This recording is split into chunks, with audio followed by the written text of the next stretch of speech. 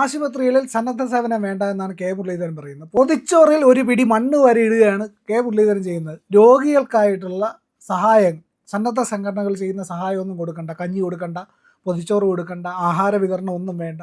ഇപ്പോൾ തിരുവനന്തപുരം മെഡിക്കൽ കോളേജിൽ ചെല്ലുകയാണെങ്കിൽ നമുക്ക് നിരവധി സംഘടനകൾ അവിടെ ഈ പൊതിച്ചോറ് കൊടുക്കുന്നത്, ആഹാരം കൊടുക്കുന്നത് കാണാൻ കഴിയും. സേവാഭാരതി കൊടുക്കുന്നുണ്ട്, അന്താരാഷ്ട്ര കൃഷ്ണാവബോധ സമിതി കൊടുക്കുന്നുണ്ട്, ചിന്മയ മിഷൻ്റെ മുമ്പുണ്ടായിരുന്നു. അതുപോലെ പല മിഷനുകളും, മതാനന്ദമയി മഠത്തിൻ്റെ ഇതൊക്കെ കാണാൻ കഴിയും. DYFIയുടേതുണ്ട്, യൂത്ത് കോൺഗ്രസിൻ്റെ DYFIയുടെ പൊതിച്ചോറ് എന്ന് പറയുന്ന ഹൃദയപൂർവ്വം എന്ന് പറയുന്ന പദ്ധതിയായിരുന്നു, അവർ വർഷങ്ങളായിട്ട് കൊടുത്തുകൊണ്ടിരിക്കുകയാണ്. അപ്പോൾ ഇങ്ങനെ ആൾക്കാർക്ക് സന്നദ്ധ സേവനത്തിൻ്റെ ഭാഗമായിട്ട് ഭക്ഷണവും സഹായവും ഒക്കെ കൊടുക്കുന്ന പരിപാടി വേണ്ട. കാരണം ആശുപത്രികൾക്കകത്ത് രാഷ്ട്രീയ പ്രവർത്തനം വേണ്ട എന്നാണ് ആരോഗ്യമന്ത്രി പറയുന്നത്. എന്നാൽ ഈ സർക്കാർ അവിടെ പൊതിച്ചോറ് ഇതുപോലെ എല്ലാവർക്കും, ആരും പട്ടിണി കിടക്കാത്ത ആരും വേണ്ട, എല്ലാവർക്കും ഭക്ഷണം, കൂട്ടിരിപ്പുകാർക്കും രോഗികൾക്കും എല്ലാം കൊടുക്കുക സൗജന്യമായിട്ട്, അത് ചെയ്യുകയില്ല. അപ്പോൾ ഇത് തികഞ്ഞ വൃത്തികേടല്ലേ ഈ പറയുന്ന ആരോഗ്യമന്ത്രി പറയുന്നത്? മൂന്നാം തരം പരിപാടിയാണ്, വെറും വൃത്തികേടല്ല. നമ്മൾ സാധാരണ മലയാളത്തിൽ ചൊല്ലുണ്ട്, ഊണ് കൊടുത്തില്ലെങ്കിലും ഊട്ടുവരെ കാണിച്ചു കൊടുക്കണമെന്ന്.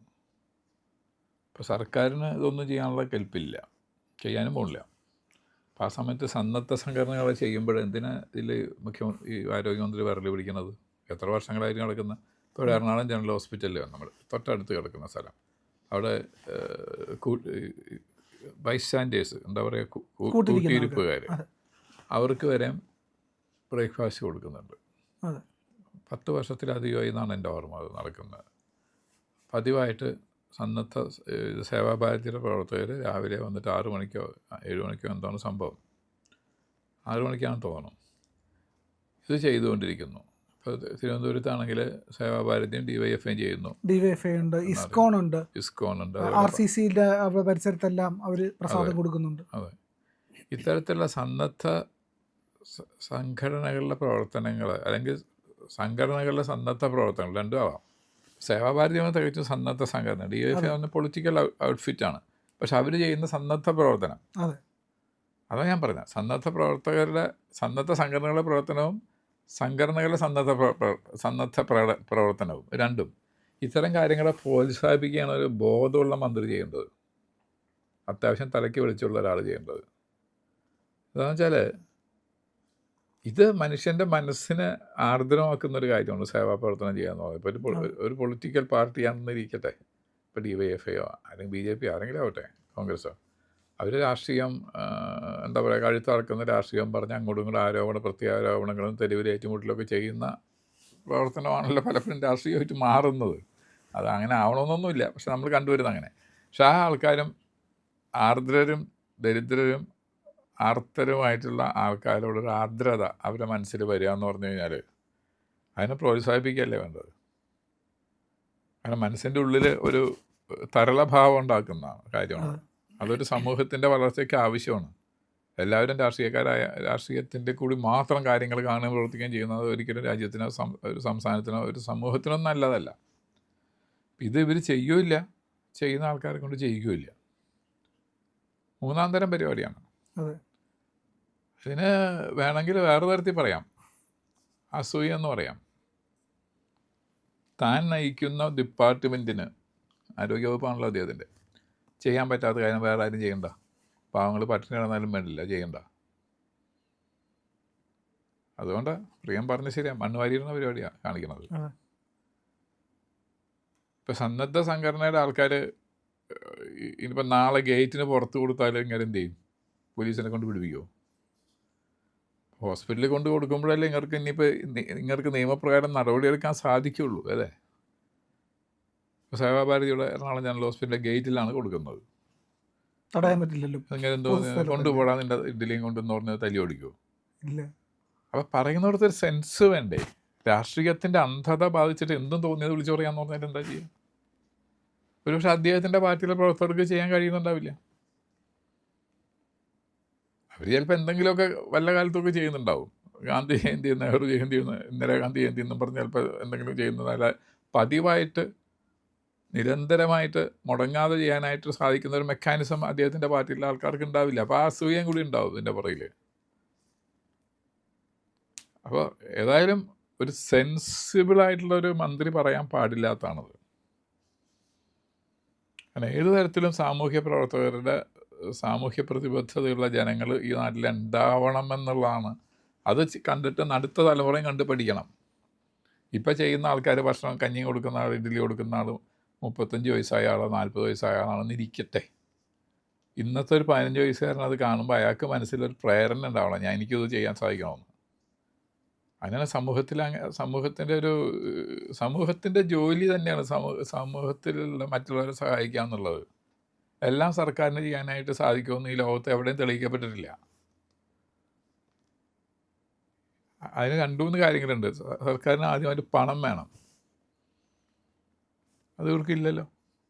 സാലറി കൊടുക്കാൻ തന്നെ നെറ്റോട്ട് ഓടുന്ന ആൾക്കാർ, പെൻഷൻ കൊടുക്കാൻ നെറ്റോട്ട് ഓടുന്ന ആൾക്കാർ, പിന്നെ ഗിമ്മിക്സ് കാണിക്കും. സ്ത്രീകൾക്ക് ഫ്രീ ആയിട്ട് ട്രാൻസ്പോർട്ട് ബസ്സിൽ കയറാമെന്നൊക്കെ പറഞ്ഞിട്ടുള്ള കുറേ ഗിമ്മിക്സ് കാണിക്കുന്നുണ്ടാവും. അതർവൈസ് ഇവരുടെ കയ്യിൽ എന്തിനാണ് ഫണ്ടുള്ളത്? ഇവർ ഇത്തരം കാര്യത്തിന് ഫണ്ട് ചോദിച്ച് ആൾക്കാർക്ക് കൊടുക്കാൻ ഇഷ്ടമുണ്ടാവില്ല. ഇനി ഈ ഫണ്ട് കളക്ട് ചെയ്തിട്ട് ഒരിക്കലും കഞ്ഞിയുടെ ഇഡ്ഡലിയുടെ രൂപത്തിൽ പാവങ്ങളുടെ അടുത്തെത്തില്ല. അത് വേറെ രൂപത്തിൽ പോകും. അപ്പോൾ പക്ഷേ ഒരു സന്നദ്ധ സംഘടന എന്ന് ചോദിച്ചാൽ കൊടുക്കാൻ ആൾക്കാർ റെഡിയാണ്. അല്ലെങ്കിൽ സേവാഭാരതിക്കൂടെ 10 വർഷം ഒരു ചെയ്യാൻ സാധിക്കുന്നത് എങ്ങനെ? 10 എന്നുള്ള എൻ്റെ ഒരു ഊഹമാണ്. അത് അധികമായിട്ടുണ്ടാവുമെന്ന് എനിക്ക് തോന്നുന്നത്. അതവർക്ക് സഹായിക്കുന്നുണ്ടെങ്കിൽ ദാറ്റ് മീൻസ് അവരെ ഹെൽപ്പ് ചെയ്യാനായിട്ട് അവർക്ക് ഇതിന് വേണ്ടിയിട്ട് സഹായം ചെയ്യാൻ സമൂഹത്തിലെ മറ്റുള്ളവർ തയ്യാറാണെന്നാണ് അതിൻ്റെ അർത്ഥം. അതെന്താ തയ്യാറാവാൻ കാരണം? അവർ കൺമുമ്പിൽ അവർ കാണുന്നു, എൻ്റെ അടുത്തുനിന്ന് ഒരു ഡൊണേഷൻ മേടിച്ചിട്ട് ഇവർ ചെയ്യുന്നുണ്ട്. സർക്കാരിൻ്റെ ആൾക്കാർക്ക് സർക്കാരിന് ഡൊണേഷൻ കൊടുത്തു കഴിഞ്ഞാൽ അതിൻ്റെ ഫലം നടക്കില്ല എന്ന് ആൾക്കാർക്ക് സംശയമാണ്. എപ്പോഴും അങ്ങനെയാണ്. ഇപ്പോൾ സുനാമി ഉണ്ടായി. സുനാമി എന്ന് പറഞ്ഞാൽ എന്താണെന്ന് അറിയാലോ. കടൽ തീരത്തെ സുനാമി ഉണ്ടാവുള്ളൂ, വേറെ എവിടെയും സുനാമി ഉണ്ടാകാനുള്ള സ്കോപ്പില്ല. അതെ, മലമ്പ്രദേശങ്ങളിൽ താമസിക്കുന്ന ആൾക്കാർക്ക് അതിൻ്റെ ഫണ്ട് വകമാറ്റി ചിലവാക്കിയ ഗവൺമെൻറ്, കേരള ഗവൺമെൻറ്.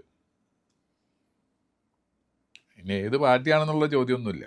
അന്നത്തെ കേരള ഗവൺമെൻറ് അതിനുവേണ്ടി വലിയ ഫണ്ടുകൾ പല സ്ഥലത്തുനിന്നും വന്നിരുന്നു. സെൻട്രൽ ഗവൺമെൻറ് ഫണ്ട് ഉണ്ടായിരുന്നു. പിന്നെ സന്നദ്ധ സംഘടനകൾ ധാരാളം പൈസ പിരിച്ചു കൊടുത്തു. എന്നിട്ട് ആ വക മാറ്റി ചിലവാക്കിയത് കുന്നിൻ്റെ മുകളിൽ താമസിക്കുന്ന ആൾക്കാർക്ക്. അവർക്ക് എന്ത് സുനാമി? അവർ സഹായം അർഹിക്കുന്നവരാണ്, അതിന് സംശയമൊന്നുമില്ല. പക്ഷെ അത് ഇതിൽ നിന്നല്ല എടുത്ത് കൊടുക്കേണ്ടത്. അപ്പം എന്നിട്ട് മാസങ്ങളോളം സ്കൂളുകളിൽ ചെന്ന് രാത്രി കിടന്ന് ഉറങ്ങുന്ന ആൾക്കാരുണ്ടായിരുന്നു. പകരം അവർ മാറി നിൽക്കണം, കാരണം സ്കൂളിൽ നടക്കണ്ടേ, സ്കൂളുകൾക്ക് പഠിക്കണ്ടേ. രാത്രി 50 രൂപ ഒന്ന് കിടക്കും. അതിനൊക്കെ പറ്റി പത്രങ്ങൾ ഫീച്ചറുകൾ ചെയ്തിട്ടുണ്ട് ആ കാലത്ത്. അപ്പം അങ്ങനെയുള്ള സമയത്ത് സന്നദ്ധ സംഘടനകളുടെ പ്രവർത്തനത്തിന് എപ്പോഴും നമ്മൾ സഹർഷം സ്വീകരിക്കേണ്ടതാണ്, 2 കൈ നീട്ടി സ്വീകരിക്കേണ്ടതാണ്. കാരണം അതൊരു സമൂഹത്തിൻ്റെ മുന്നോട്ടുള്ള വളർച്ചയ്ക്ക് ആവശ്യമാണ്. എല്ലാം സർക്കാർ ചെയ്യുക എന്നുള്ളത് ഒരു കാലഹരണപ്പെട്ട തത്വമാണ്. അങ്ങനെ സാധ്യമല്ല, ഒരിക്കലും സാധ്യമല്ല. ഇപ്പം ഇദ്ദേഹം ഈ പറയുന്ന ഇദ്ദേഹം ചെയ്ത് കാണിക്കട്ടെ. ഇപ്പോൾ ഇവർ ചെയ്യുന്ന പോലെയൊക്കെ തന്നെ എല്ലാ ഹോസ്പിറ്റലിലും അങ്ങനെ ചെയ്യുകയാണെങ്കിൽ ചിലപ്പോൾ ഇവർക്ക് ചെയ്യേണ്ടി വരില്ല, ഇവർ നിർത്തിക്കോളും വേണമെങ്കിൽ. അതെ, അല്ലേ, കിട്ടുന്നില്ല. മനുഷ്യർ അവിടെ നിന്ന് പട്ടിണി കിടക്കുന്നു. രോഗി അകത്ത് കിടക്കുമ്പോൾ അവരെ കാത്തിരിക്കുന്ന, അവർക്ക് വേണ്ടിയിട്ട് മരുന്ന് വാങ്ങിച്ചുകൊണ്ട് കൊടുക്കാൻ ഡോക്ടർ എന്ന് പറയും. ഈ പ്രൈവറ്റ് ഹോസ്പിറ്റലിലെ പോലെ അല്ലല്ലോ. സർക്കാർ ആശുപത്രിയിൽ ഡോക്ടർ എന്ന് പറയും ഇന്ന മരുന്ന് വേണം, ഇവിടെ ഇല്ല, പോയി വാങ്ങിച്ചിട്ട് വാ എന്ന് പറയുമ്പോൾ ഇവർ ഓടിപ്പോയി വാങ്ങിച്ചിട്ടുണ്ട്. അങ്ങനെ ഓടിക്കൊണ്ടിരിക്കുന്ന കുഞ്ഞുങ്ങളുടെ, അച്ഛനമ്മമാരുടെ, കൂടപ്പിറപ്പുകളുടെ, ഭർത്താവിൻ്റെ അല്ലെങ്കിൽ ഭാര്യയുടെയൊക്കെ ജീവന് വേണ്ടി പ്രാർത്ഥിച്ച് കഴിയുന്ന മനുഷ്യരുടെ വയറ് എരിയരുത് എന്ന് പറഞ്ഞിട്ടാണ് അവിടെ ഈ സന്നദ്ധ സേനകൾ. അത് സർക്കാർ കൊടുക്കുന്നെങ്കിൽ ഇവിടെ ആരും ഇവിടെ വരില്ല.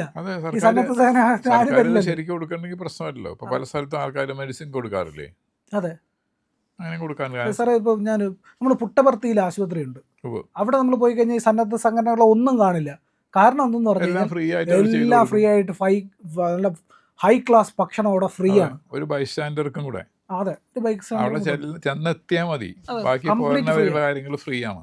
എനിക്കറിയുന്ന കുറേ പേര് അവിടെ പോയ ആൾക്കാരുണ്ട്. പോരാൻ നേരത്ത് ധനസഹായവും കിട്ടിയ ആൾക്കാർ വരെ ഉണ്ട്.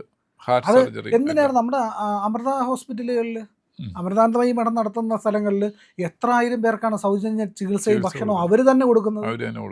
അപ്പോൾ അത് സന്നദ്ധ സേവനം ചെയ്യേണ്ടത് സർക്കാരാണ്. അത് ചെയ്യാൻ സർക്കാർ തയ്യാറല്ലാത്തതുകൊണ്ട് ചെയ്യുന്നവരെ കൂടെ വിലക്കുക എന്ന് പറഞ്ഞാൽ അതാണ്. അത് പാവങ്ങളുടെ കഞ്ഞിയിൽ മണ്ണ് വാരിയിടുന്ന പരിപാടി തന്നെയാണ്.